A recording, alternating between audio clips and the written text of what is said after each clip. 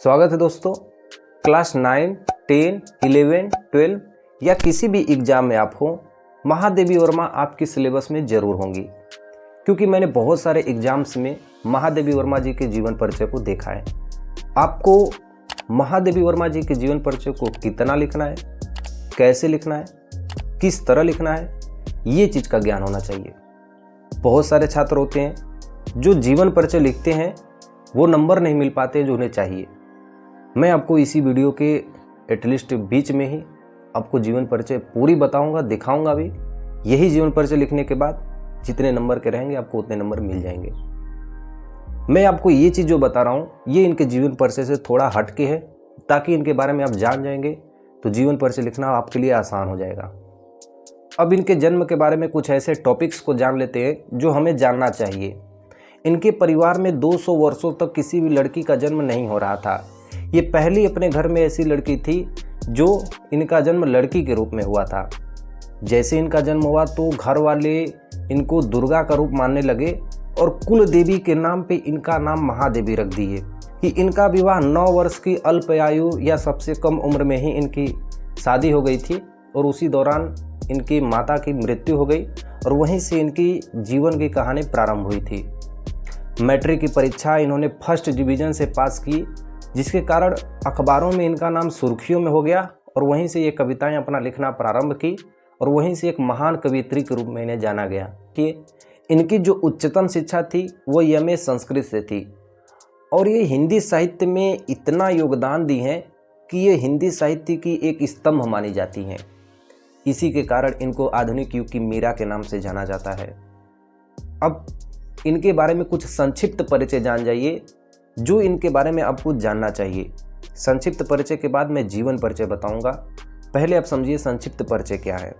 नाम महादेवी वर्मा, जन्म 24 मार्च 1907 में, स्थान फर्रुखाबाद, पिता का नाम गोविंद साहब वर्मा, माता का नाम हेमरानी देवी, मृत्यु 11 सितंबर 1987 में, उच्चतम शिक्षा एमए संस्कृत से।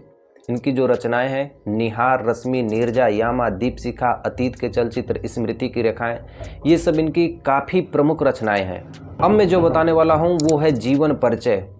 जीवन परिचय ध्यान से देखिएगा, क्योंकि किसी भी जीवन परिचय के लिए 3 चीज़ जरूरी होते हैं। वो है जीवन परिचय, साहित्यिक परिचय और किसी भी लेखक की कृतियाँ। 3 चीज़ होती हैं जो हर एक जीवन परिचय में लिखे जाते हैं। यदि ये 3 जीवन परिचय आप नहीं लिख रहे हैं तो आपको नंबर उतने नहीं मिल पाएंगे जो नंबर सबको मिलते हैं। पहले नंबर पे मैं बात कर रहा हूँ उनके जीवन परिचय का। देखिए, आधुनिक युग की मीरा कही जाने वाली महादेवी वर्मा जी का जन्म 1907 ईस्वी में उत्तर प्रदेश के फर्रुखाबाद शहर में हुआ था।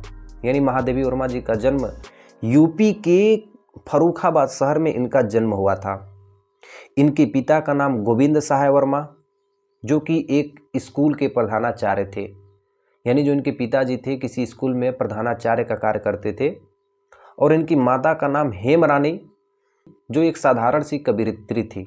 यानी वो भी, इनकी माता भी कविताएं लिखती थी जो इनकी माता थी। इनकी माता को भगवान की मूर्तियों की पूजा कई घंटों तक करती थी। कहा जाता है कि इनकी माता श्री कृष्ण जी की भी पूजा करती थी।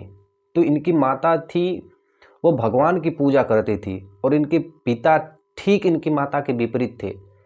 शिकार करते थे, मारते थे, भगवान को नहीं मानते थे, लेकिन फिर भी हंसते हुए बोलते थे। तो जीवन परिचय छोटा होता है, इसलिए जो लाइंस लिखी हैं मैंने वही लाइंस को सिर्फ याद करनी है, नोट्स करनी है। इनके नाना जी ब्रज भाषा में कविता लिखने की रुचि थी। इनके जो नाना जी थे वो ब्रज भाषा में बहुत सारी कविताओं को लिखते थे। नाना और माता दोनों लोग का इन पे अत्यधिक प्रभाव पड़ा और इसलिए मैट्रिक पास होने के बाद ये भी कविताएं लिखना प्रारंभ कर दी थी। इनकी प्रारंभिक शिक्षा इंदौर के मिशन स्कूल में हुई थी। महादेवी वर्मा जी की जो प्रारंभ में शिक्षा थी वो इंदौर में हुई थी और उच्च शिक्षा प्रयाग में हुई थी। जो हाई लेवल की जो परीक्षा होती है इन्होंने प्रयाग से ही की थी। 7 वर्ष की आयु में कविताएं लिखने लगी थी और 9 वर्ष में इनकी शादी स्वरूप नारायण शर्मा से हो गई थी। यानी जब ये 7 वर्ष की थी तभी ये अपनी कविताएं लिखना प्रारंभ कर दी थी और जैसे ही 9 वर्ष की हुई तब तक इनका बाल विवाह स्वरूप नारायण शर्मा से हुई थी। और इन्हीं समयों में इनकी माता का निधन हो गया। इस कठिन परिस्थिति में भी इन्होंने अपनी पढ़ाई को जारी रखी और एक महान लेखिका के रूप में सामने उभर के आई। जैसे ही अपनी बाल अवस्था या अपनी शादी इनकी हुई, वैसे इनकी माता मर गई और फिर भी विपत्ति होने के बाद, संकट होने के बाद भी ये अपनी कविताएं को लिखना बंद नहीं की और लिखते लिखते लिखते एक महान लेखिका के रूप में जागृत हुई। वही कहा गया है कि अपनी पढ़ाई जारी रखी और मैट्रिक से लेके एमए संस्कृत तक अपनी पढ़ाई को पूरी की। हाई स्कूल से लेके इन्होंने एमए संस्कृत तक अपनी पढ़ाइयों को पूरी की। इनका निधन 11 सितंबर 1987 ईस्वी में हो गया। इनकी जो मृत्यु थी वो 11 सितंबर 1987 ईस्वी में हो गई थी। आइए इनके बारे में जब पढ़ते हैं। साहित्यिक परिचय, ये सारे चीज़ जो मैं लिखवा रहा हूँ इसको नोट्स कर लीजिएगा, यही आपके एग्जाम में भी लिखने हैं।